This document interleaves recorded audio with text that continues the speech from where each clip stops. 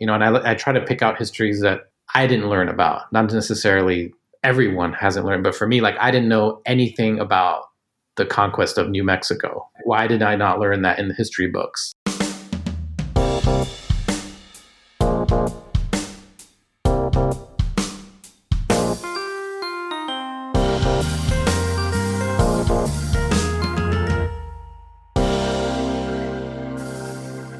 Hello, print friends, and welcome. I'm your host, Miranda. This is a bilingual podcast, so if you subscribe to us, you'll be getting episodes in English with me, as well as in Spanish with Ronaldo Gil Zambrano. Together we speak to people from around the globe about their practice and passions in the fields of print media and multiples. Hello, Print Friend is brought to you by Speedball Art Products, who've been a leading innovator and manufacturer of printmaking products for over 50 years. Speedball's speed screens answer the call to have an easy-to-use way to screen print no matter what your experience level. Whether printing at home, studio, or classroom, these ready-to-use mesh screens allow you to create permanent photographic stencils without the need to mix emulsions or coat a screen. All you need is your design and you're ready to print. Pick up the Speed Screens kit for the most affordable way to get all the materials needed to print your next masterpiece. There's a link in the show notes. My guest this week is Enrique Figueredo, a Venezuelan American artist and an assistant professor of practice at the University of Texas at Austin. We talk about his travels around the Southwest, visiting some of the earliest churches in what we now call the United States, and making rubbings from inscriptions on the walls, as well as his potential family connections to the region. We also talk about being curious about people's migration and seeking out the histories you weren't taught in school. So, without further ado, sit back, relax, and prepare to rewrite a little history with Enrique Figueredo. Hi, Enrique. How's it going? It's going great. Thank you so much for joining me and for bearing with me while I changed time zones again and had to do math on time zones again incorrectly. No, I get it. I've been back and forth between Austin and Santa Fe. Even though it's just 1 hour, it's still confusing sometimes, Absolutely. Absolutely. Well, before we jump on in to the questions I have for you, I would love it if you could just introduce yourself and let people know who you are, where you are, what you do questions. Yeah, well, my name is Enrique Figueredo, and I am currently in Austin, Texas, where I am a assistant professor of practice in printmaking at University of Texas. What else can I tell you? I mean, I was born in Venezuela, in Caracas, and I moved to San Francisco, California, when I was around six years old, and just kind of bounced around the country. Spent most of my time in San Francisco and New York, and then in the Southwest now. Yeah, and I'm a printmaker. I'm an artist, but my focus is in printmaking and primarily in woodcuts. But I love it all: lithography and tag, all that, all the nerdy. Yeah, you can nerd out for hours on that. That's beautiful. That's a brief little summary there. Perfect. And so you said that you grew up in Venezuela. What role did art have in the early part of your life? Were you aware of it? Was it sort of museums? Were you a kid who was drawing? That early landscape of art for you, what did it look like? Well, it was in San Francisco, I think, when I became aware of art. It was mostly just looking at street art. San Francisco at that time in the late 80s. Wow, it was a long time ago. The graffiti scene was just erupting, a lot of street art, a lot of wheat pasting. And that's when it caught my attention. I didn't really go to museums much. I don't know why. With school, we would go, but it was mostly the traditional big museums. So we didn't really look at contemporary art. But yeah, I would say it was mostly with street art and then comics, watching Saturday morning cartoons. Back then, it was like Transformers, Teenage Mutant Ninja Turtles. Mm-hmm. And I just loved the artwork. It was so good. And then that got me into comics. So yeah, I think it was a combination of street art and then popular cartoons and comics. Yeah. And how old were you at this time when you're getting this exposure? Yeah, like 7, 8, 9, right around there. Mm-hmm. Mm-hmm. Yeah. The good years, right? Yeah, yeah, yep. Yeah. And so what about making art yourself? Well, that was right around the same time because I tried to draw the Transformers and the GoBots and all, and the GI Joes. I tried to draw them like I saw them in the cartoons and the comic books, and I just couldn't do it. They were awful. I'm sure if I looked at them now, they'd be amazing. I think my mom has a few of them. She kept all those drawings. They're somewhere, but I'm sure they were terrible drawings. And so I would ask my dad to draw them for me because my dad is an artist, not someone we would classify professionally as an artist, but he drew maps when he was really young from helicopters, like topographical maps, and then he just paints for fun on his free time.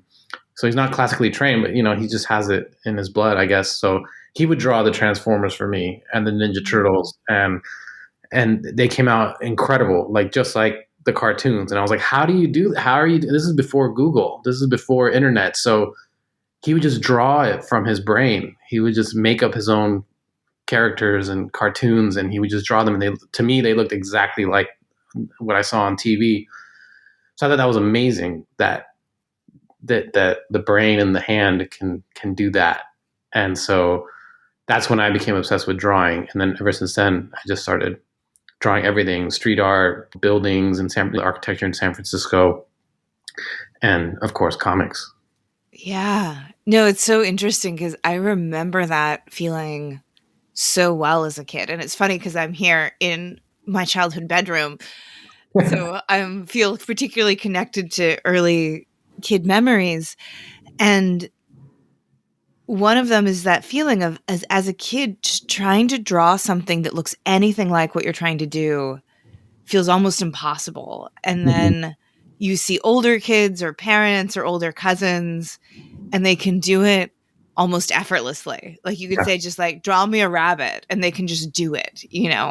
And it does seem kind of like a superpower to a kid because it seems so far out of reach Hmm.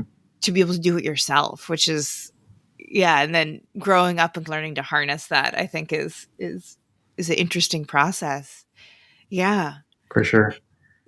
And so your father drew the topographical maps as his profession? Is that, or was that a hobby? I'm just curious. No, Yeah. yeah, that was. I mean, right out of school, he got a job doing that, and I don't know the details of it, but it was right out of school, and I think his my grandfather got him that job. I'm not quite sure, but he was that was his job for a little while, and Wow. then that changed because ended up moving to the States. So I'm not quite sure the timeline, but yeah, he was drawing a ton of maps from helicopters, which I thought was amazing. And then that comes into, like, I don't know why, but I'm obsessed with maps.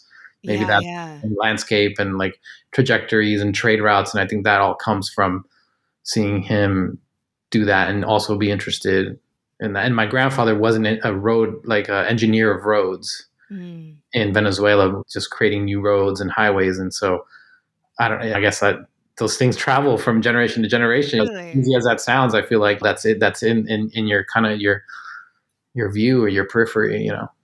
I was thinking he's essentially a professional artist. Yeah. Yeah. Like so thinking like as a young person you would have gotten that input, right? That you can make a living creating visuals. Yeah.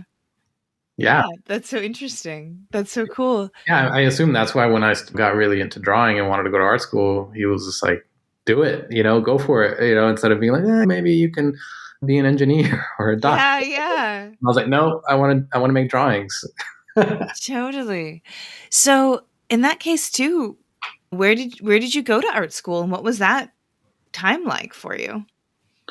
Yeah, I didn't really study art in high school.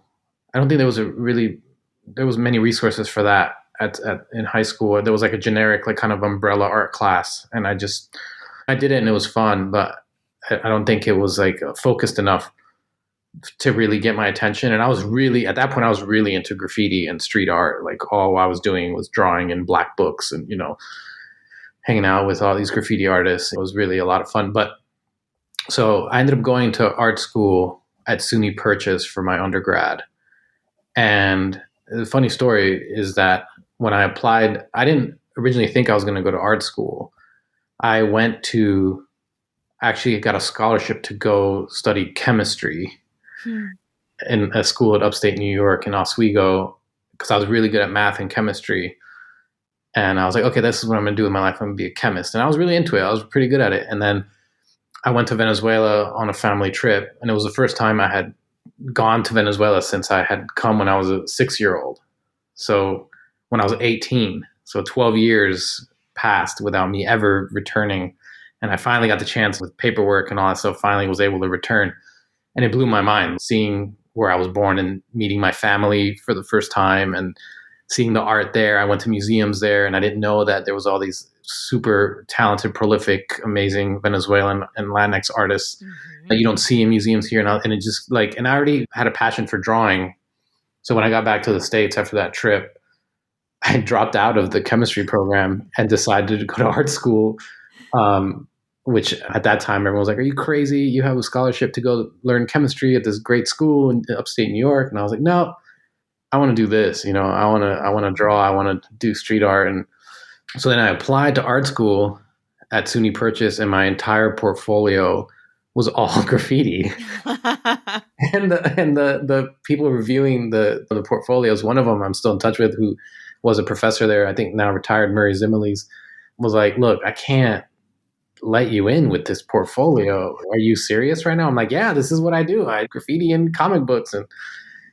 And he was like, "Look, I tell you what, because I can see that you like drawing, you can draw, but go back, give me a couple still lifes, give me a couple portraits, give me a couple landscapes with a little bit of this, and then we'll talk." And I did. I went back. So I got rejected the first time. And then I went back the next year and presented a new portfolio with all the traditional stuff. And I got into art school and then did my 4 years there. And then I went to Rutgers for grad school. That's really funny. Yeah, that they're just that's so funny though that like that they couldn't let you in with graffiti because like he obviously saw that you knew how to draw, you knew how to compose things, but it's just funny. I don't know what kind of barrier that was that you would have to get over to just let someone in who's just doing graffiti. I don't know. Yeah. Because it's like a portfolio of misdemeanors or something. I don't know. Yeah, I think it's because I guess the entire committee has to, Right. unanimously decide on the quality of the work. And I guess it's street art still doesn't fall under that like fine art category, right? So I'm not sure, but yeah, I'm just happy that I got a second chance to Yeah. try again. Yeah. Yeah, it's funny. It's a bit tangential, but I saw a documentary recently. I don't know if it's a documentary. It's a little news story. Do you know the Japan National TV network NHK? No, I don't. So it's sort of like PBS but for Japan.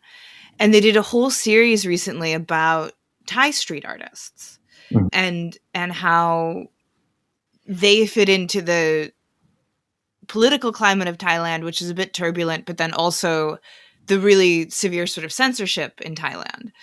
And almost every single street artist that they talk to who's doing this work also had like been given a window in her maze in London or something like that, you know? So it's like, well, street art doesn't necessarily have like the fine art stamp. It can jump, you know, from the streets to haute couture Mm-hmm. in a way that I think fine art really doesn't, and then actually have more of a dialogue within culture, I think, as well, because it's actually being seen on the side of a building, Mm-hmm. but then also in a window in a shopping center. Yeah, Yeah. no, for sure. Mhm. I think street artists, that's what we're going to call them. They're super versatile and they can move within all the areas of art and fine art. You know, they can be in a gallery, they can be in the street, they can do installation, they can do, yeah, like you said, like couture and print advertise. Like they can just exist anywhere they want. So I think they've really Mhm. got it made. You know. Yeah, totally. So you went up going to art school into grad school.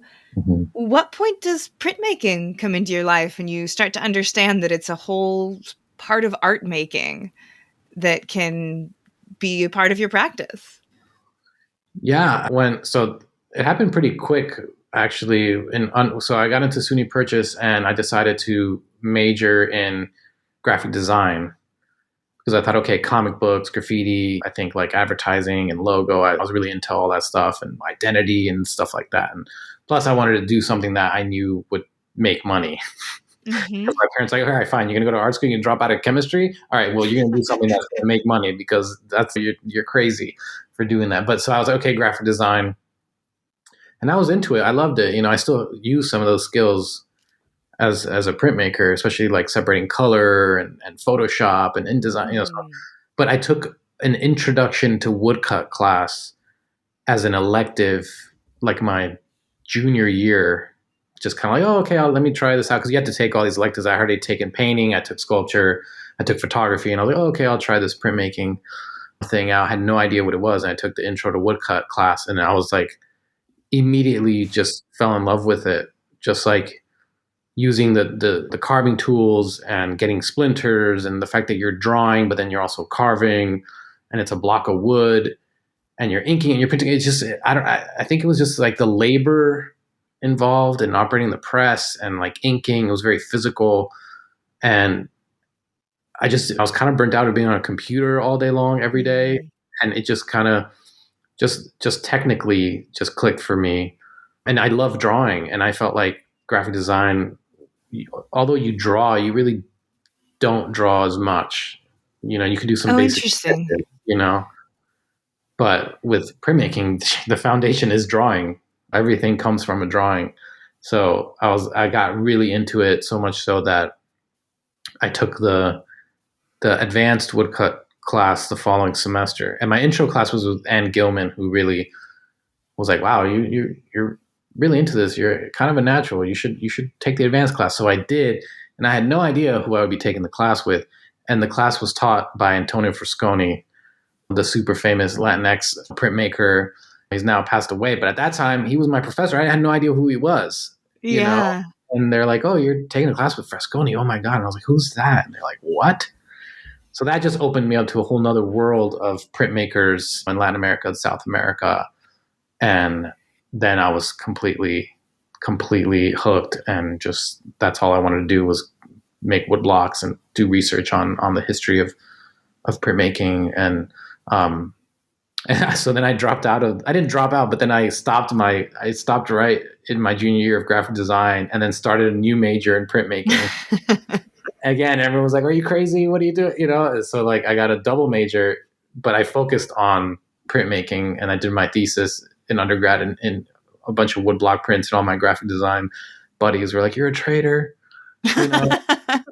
Look at you over there with the fine art." Because design and fine art, they're always, not that they fight, but they're always competing for space to show their work Hmm. in institution in academia. So I think it was quite funny, but yeah. So that's how I got into printmaking. Yeah, I had a friend who went to RISD for painting, and she became friends with a design student there.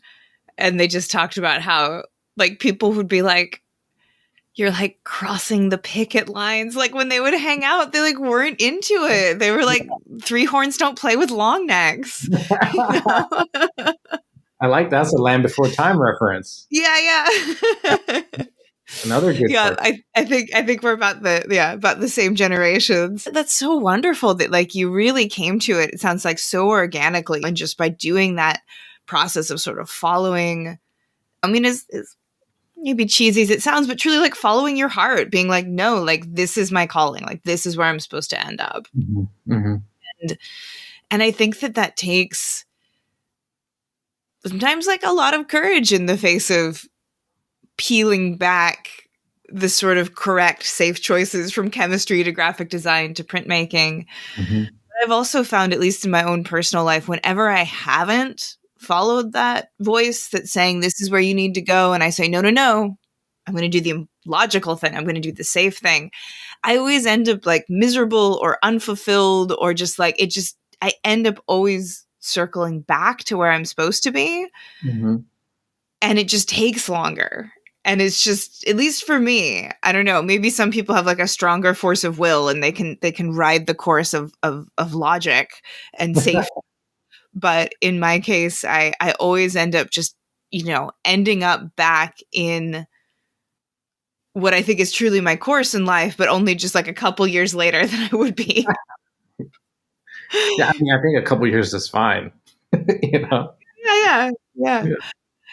So in terms of your own relationship to printmaking and how it evolved, when did you sort of feel like you started to find a voice that was your own? It sounds like you had incredible mentors, incredible inputs from people, and you had all of this exposure to the incredible print history. And then when did you start to get a practice that you were like, oh, this is Enrique. Like this is what I can really dive into and start to make my voice and my stamp within the context of all this history that you knew and were interacting with? That's a good question. I think it was when I started to read a lot and do a lot of research. I didn't really do that before. I would just draw whatever came to my mind, however silly it was, or something mythical or cartoony or a blend of a bunch of different iconography. I would just put it on a plate and print it, and just whatever I was thinking, whatever I was seeing in the news, or I would just take elements of whatever I was absorbing in current events or pop culture and kind of make these like mashups of content and printing them. But then I started really, I was like, okay, what am I doing? Like you're asking, when did you get your voice? I started to really think about, okay, like what do I don't want to represent or try to represent things that I'm not sure about, or like I don't have knowledge in, or what am I doing regurgitating pop culture? Like, and it's fine for a minute, like you said, 2 years trying to find what your voice, so, and then I decided, okay, like what am I into? And I decided I was really into the oil industry, for example, and like the industries that shaped the places that I'm from. So like Venezuela and San Francisco and all the places I've been, and like where my family's from, they're from Spain, and how were they involved in these trade routes and all these, just kind of, but then doing the research so I knew the background and and of what happened, but then also take all that research and then kind of flip it upside down to create these like what if scenarios. That's kind of what I've been doing. So like I try to educate myself as much as I can with the history, and then kind of flip it into an alternate kind of history, but with enough hinting there so you know what you're looking at. But then it also is like kind of doesn't make sense in like historical fact. Mm-hmm. I think and it's hard to explain, but I'm still figuring it out. Yeah. I think most artists are still on the journey. Yeah. I'm trying to find that voice where it's like, hey, look at this. This may or may not have happened, but look at it so you can ask your own questions, or try to maybe argue what you're looking at didn't happen, or maybe it did. And then it allows the viewer, hopefully, to go back into that history, and I try to pick out histories that for me, I didn't learn about. Not necessarily everyone hasn't learned, but for me, like I didn't know anything about the conquest of New Mexico, for example. Why did I not learn that in the history books? Like Florida and New Mexico were the original conquests of the United States, not the East Coast. And it blew my mind that I had no idea. I didn't know that the Spanish landed in St. Augustine, Florida, and then the Rio Grande Valley. I was like, wow, that's amazing. Not amazing, you know what I mean? But like, it was just mind blowing that history wasn't taught to me, and also just like oil trade and how that started. So, I'm just trying to piece all of it together visually and lie about it. Also, not lie about it, and because sometimes you hear things in the news where you're like, what? Did that really happen? And then you do your research and you're like, well, it did, but kind of not as it was stated, or kind, yeah. So yeah, I'm just trying to do something similar. I love that because I mean what it brings to mind for me is the very fact that we are taught history as these inert, immovable facts. You know, this idea that you know how your world came to be by Mhm. looking at things that absolutely 100% happened in the way that we're telling you Yep. in the past. And what you were talking about the Spanish colonial history and what's now the States not being taught, like I didn't get that, you know, Right. because we have in the States we've got this totally Anglo lens. So it's like pilgrims landed on Plymouth Rock. But it's and that totally gets erased because what is that phrase, right? Like history is written by the victors. So who ended up being the predominant colonial force in what's now the United States? What's interesting for me is this idea of kind of fact, but also a philosophical lens or just the framework in which we understand things is so subjective and we're taught that it's so objective. And I got a little bit of a sense of that when one of my favorite courses I took in graduate school was a course in pre-Columbian art. And so Mhm. just like looking at visuals that existed completely outside of a European framework of thinking was so incredible because it really the thing, even like the very structure that we sort of take for granted, that the way in which we understand how visuals work or how truth is brought to, you know, that's not universal. And so I think what you're doing and kind of playing with history and lying and not lying, it's so clever and to me feels so right in the actual factual way that humans have lived and died for a long time and how we understand the passage of time and how we understand causal reality. Mhm. Yeah, that was long. Sorry, I was kind of like thinking as I went there, but Yeah. yeah. No, and it's like, and then in no, exactly what you just said, and then you find, I mean, at least I find myself in those. They're not lies; they're just parts of history that have been chosen to be omitted. Mhm. That I'm bringing back, hopefully not into light because they exist, but like back into the conversation.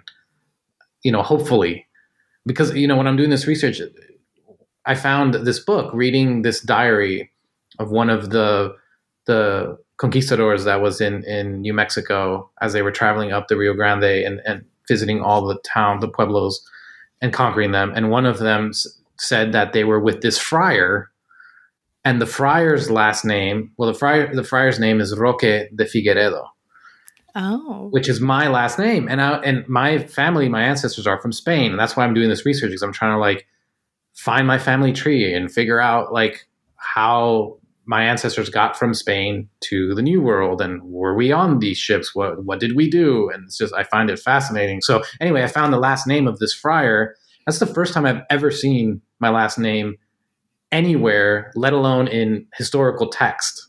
Mm. So now I Yeah. am convinced, whether I'm right or wrong, right, whether I'm lying or not, doesn't matter, that I am a descendant of this friar who was killed preaching in one of the New Mexican pueblos, and I don't know, but I make that's what I'm making work about, like how am I tied into all that history and Mhm. generations? Like, did I travel? Did like where was my great grandfather born in New Mexico or in Mexico and not Venezuela? How did we get to Venezuela? Like all those lines that connect these histories are, and then I'm a printmaker, so lines are everything, and then the carving. So I think that's my voice really, is just using those trajectories, those lines, those migrations, those histories to carve the blocks. And that's Yeah. how it's starting to really come together to be something visually and like conceptually interesting. Yeah. Yeah. I feel like that just really connects to this line in your artist statement that I loved, which was that the work thrives when researching historical and current facts and fictions that define the Americas. Mhm. And so this idea that like you personally and your story and your family, and then what we now think of as the Americas and how they came to be, how that's all so personally interrelated, Mhm. is very, very rich and interesting. One of the things that I was thinking about when you were talking too, and I don't know if you've looked into all of this at all or if it's of interest to you, but the way printmaking fits into that very early history of Spanish presence in the Americas is pretty fascinating too. I think at one point I came across in graduate school that it was something like the third Spanish ship that came to the quote unquote new world Mhm. had a printing press on it. That's how important it was and that it was used to create pamphlets, to spread Catholicism, Mhm. to make new laws. And I feel like that's so interesting too, that that's in there with your work and with your practice and with the history that you're speaking to. Yeah.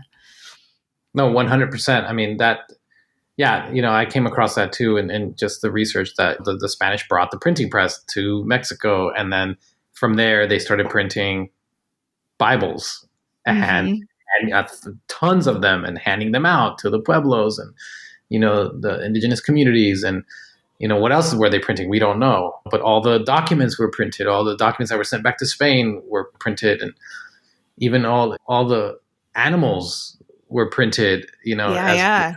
and sent back to Europe, where that's when like people started exoticizing the New World and be like, "Ooh, I want to live there because look at that jaguar, look at that palm tree, look at like, oh, it's so beautiful." And that was all artists back then creating prints that were sent back to Europe, which blew everyone's minds. So yeah, for sure. I mean, just the history of printmaking and the distribution of information is definitely part of why you asked me earlier why printmaking. That's and creating multiples and information. Mm-hmm. Some, like you just said, once something is printed, automatically it's true. It's fact. Yes. Why would someone go through all this trouble to carve something or whatever, etch it and print it if it weren't true? So Mhm. there's that truthiness factor in all of printmaking that's just inherent. That's just fascinating as well. And like the truth that's sort of inherent in the idea of the multiple, where I've seen it more than once. And then also, as humans, we have this really strong bias of whatever we hear first, whatever truth we hear first. It doesn't matter, Mhm. like the objective qualities that that particular truth has. Whatever we hear first, we believe. And so the fact that the multiple allows information to travel and spread so much more quickly than kind of anything else, that I heard it this way first, so I'm going to hold on to that Mhm. much more strongly than every other. That sort of like plants its flag in your brain, so to speak, and then everything else has to come and challenge it, as opposed to, yeah, yeah, that's my metaphor Well, for yeah. kind of what happens when you learn something first. And yeah, there's that the through line of printing technology and the colonization of the Americas. It's super interesting, and I feel like not a whole lot is said about it. And I know I'm biased, but I feel like if I was telling that history, that's in a way where I would start, because of course, like colonization, it's not just your city's mine now. It's Mhm. it's a cultural, a religious, a spiritual, an intellectual colonization as well. And all of that doesn't take place on a battlefield necessarily. Like that comes through, in our case, like the printing press, essentially, it seems like. Yeah. Yeah, I mean, it's just so complex, and everyone is connected in the emergence of. I don't want to say everyone, but the Americas for sure. Everyone is part of the emergence of Latinx culture, because it was the clashing of Europeans, indigenous people, and Africans all Mm-hmm. coming together in this kind of trading of information and labor, and although it's super tragic what happened to all these communities, it's also beautiful because Latinx culture emerged from that mixing of cultures. And that's what I'm just really obsessed with, all the connections that we all have with each other in America. Like, I think because you had Norwegians coming to the Midwest, you had a lot of Asian populations coming to California, but so many people were just kind of traveling in and out of this hemisphere, and just traveling everywhere. And it all got, the last 500 years has just been, there's connections, I think, to everyone. I find that really Mm. beautiful, and I want to find them out. I kind of want to be like, oh, look, maybe your ancestors met here. Well, there was all these like huge trading posts all over the world, and I think ancestors from every walk of life have somehow traveled to another corner of the world and met and mixed with so and so and this and that. And it's just like, I feel like there is just this, like, especially now in a time where everyone is, not everyone, I don't want to umbrella, but there's a lot of like pointing the finger and divisiveness. And I just feel like if we just like follow the lines, Mm-hmm. this is all us, this is all, and this is a very utopian, very hippie way to think about this. But I really do, the more research I do, I'm like, wow, this group of people came here and connected with this group of people, and this was built as a result. And so there's a lot of beauty in the chaos. And I love reading about that and kind of trying to visualize it, because it's not told. A lot of For these things that I'm sure. finding are just kind of like lost in history. And, Yeah. yeah. Yeah, and I think we're often told a version of history that again doesn't really emphasize how mobile people were. I think we think, oh, everybody just lived and died in their little village, and that's normal, that's the natural, quote, natural state of humans. But as you spoke to, all through 15th, 16th, 17th century, people between Asia, Americas, Europe, Africa, I mean, humans were traveling and trading and falling in love and creating families and creating new generations. And that's the natural state of humans, I think, is that love, connection, curiosity, respect. And as you say, that's like the utopian hippie thing, but I think that's how we're supposed to be.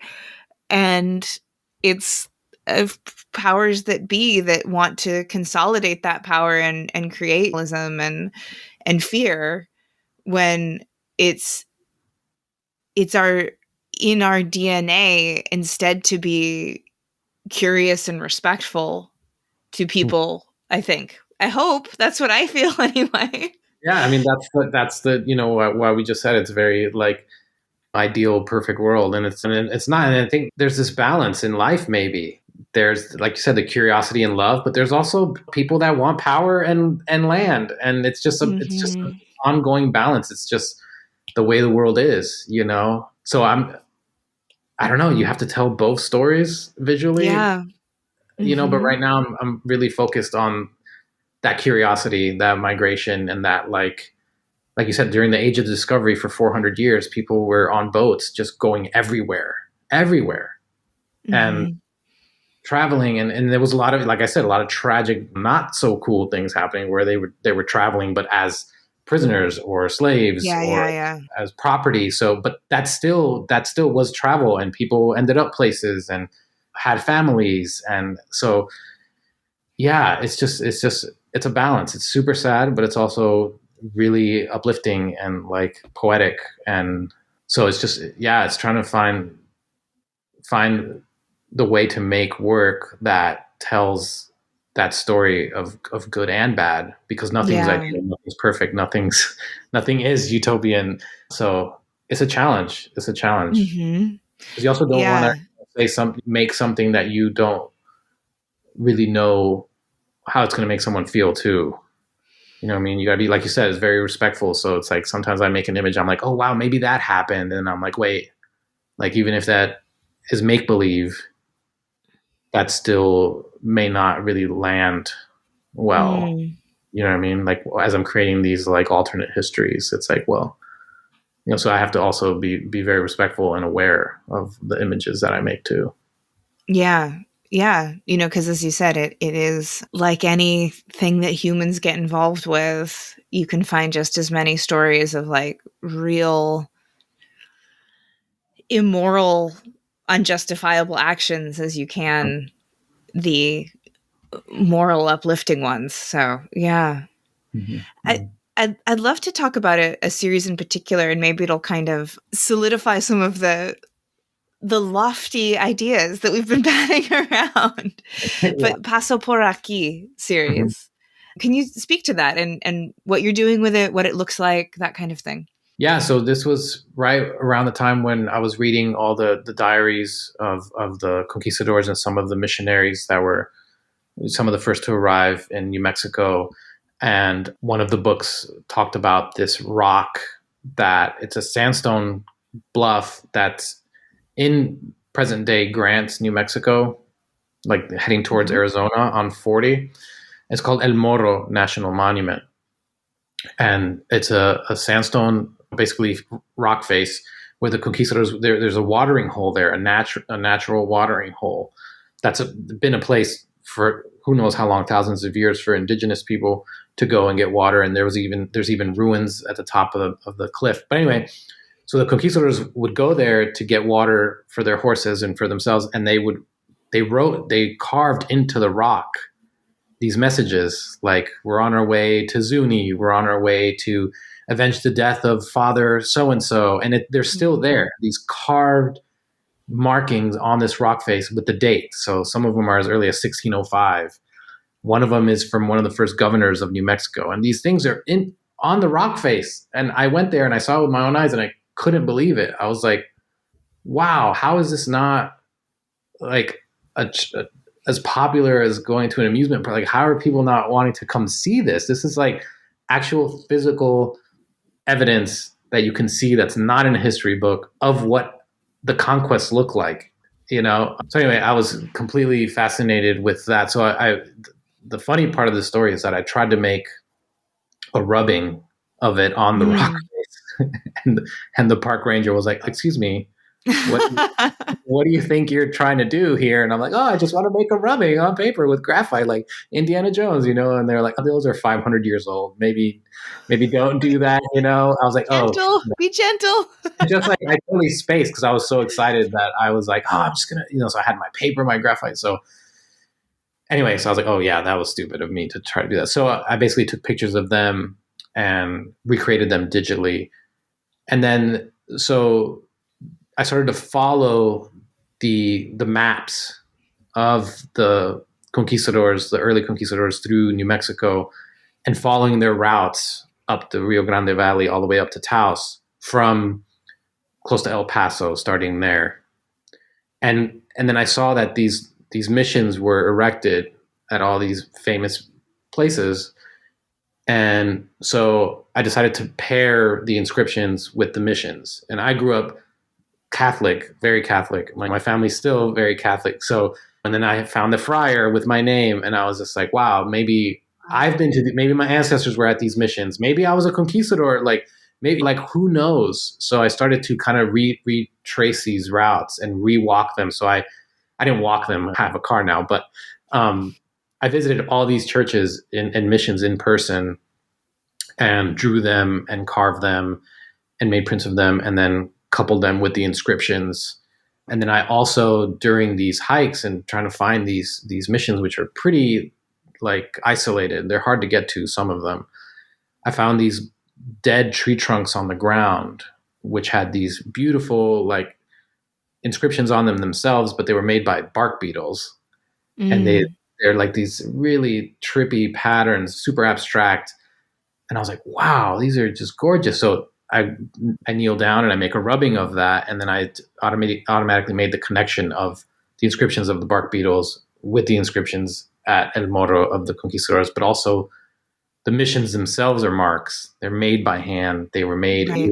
using mud and hay, and dried by the sun. So it's just like, all these things happening with the land and making the mark. And so, and then the map routes themselves. So I just got really just completely obsessed with these kind of trips that I was taking to retrace the footsteps of the conquistadors. But the thing is, I was never going to go to the pueblos and take pictures of those missions and churches because you're not allowed to. First of all, Mm-hmm. you can ask for permission, but that's not. I wanted to make sure that I represented churches that were on New Mexico routes and New Mexico roads because that's what I have access to. I didn't want to kind of go into a place I don't want to tell their story or like, Mm. that's a community that I don't want to tell that story and I want to respect it. So, but some of the very, very famous missions are on Pueblo land and those are in history books where famous revolts happen and battles happen. And I really wanted to visit those, but it's like, no, those are sacred, like I can't go into those spaces. I'm going to stick to the ones that are in quote unquote American or whatever Yeah. state property. So it's just been fascinating and I've learned so much and I've traveled so much and yeah, that's basically what the series Yeah. is about. Yeah. Maybe this is too woo of a question, but I live in the Southwest and I have been to some of those spaces and they always seem to have like an incredibly heavy energy Mhm, about them. mhm. And it's all that kind of thing is so hard to parse out of how much is that am I bringing to that because I know what I'm seeing and that sort of thing. But those early settlements. And so I'm just curious if in your travels did you feel that? Can you feel that history in that kind of energetic way? And does that, do you think, come out in the finished images? Yeah, it is. Yeah, we could label it as woo woo, but my parents lived in Albuquerque for a long time, for about 11 years, and I was in New York in school at the time, and I was like, "What are you doing out there? Like, what's out? Why are you moving to the desert? And so I went to visit, and as soon as I got there, I was like, "Whoa, I feel something." Like, I Mm. don't know, maybe I'm just like enchanted by the Sandia and the Sangre de Cristo mountains and the sky, but no, like I was like, no, there's something about it. So I ended up living on and off in New Mexico for the last since 2008, so for a long time. So yes, when I go to these places, I definitely there is just an awe, but also this this feeling that I had some part in this, Mm. even though that could be completely false, right? Going back to what's real and not real, but I feel a connection to these sites, and I feel a connection to the Rio Grande Valley and these roads, like the high road to Taos, Chimayo. When I'm Yeah. driving through there, it just seems like I've been there. Even when I went for the first time, I was like, I've been here. Like, you know what I mean? I connect to it, and I don't like saying that because I'm not from New Mexico. I'm from Venezuela, but there's something that there's a connection there where I feel super comfortable, but Mm. I'm also scared as hell. Yes. Yeah. And I don't know what that means because when I'm standing in front of these missions, most of the time they're closed because they're only open because they're so old and delicate and fragile that they're only open for maybe Easter or a really important Saint's Day, and there's no regular mass in them. So you're kind of standing there by yourself, and no one's coming in and out of them. The doors are locked. The gates have a padlock on them. But I'm super comfortable in front of them. I'm like, oh man, this is great. Like I could chill here all day. Mm-hmm. Then something comes over me in the next second. The cloud blocks the sun, or like a little wind picks up, and then I'm like, oh wait, no, I'm terrified. There's so much energy and power and like history here all around that I can't see, that has been kind of swept up through the time and wind and land. And so, yeah, it's a and then we were just talking about good and bad and balance. I just feel like when I stand there, and I'm drawing them because I try not to want to make sure I draw them as well as photograph them for reference. But the drawing is super important, kind of like the early, we're talking about the history of printmaking, all the famous printmakers that spent time in New Mexico, even painters, they were obsessed with these missions and churches, and they would go and O'Keeffe, Marsden Hartley, all these people were just painting and drawing these churches because they had that energy that you can't put your finger on. But yeah, for me, it's yeah. If it was a movie, it'd be like a flashback as I'm standing in front of them, and then it'd be like 20 generations earlier. It's my friar ancestors standing in front of it, doing something awful. I don't know, So it's just like I live in that. I live in that fantasy, but also understand the complexities and like how tragic those fantasies are too. Yeah. It feels like very precious and tragic and moving parts of our shared history, truly our shared history, that gets really glossed over or just forgotten. I wonder if it's just because the land is so beautiful and it's kind of looking at you at the same time. Just the New Mexico landscape, it almost feels like it has eyes.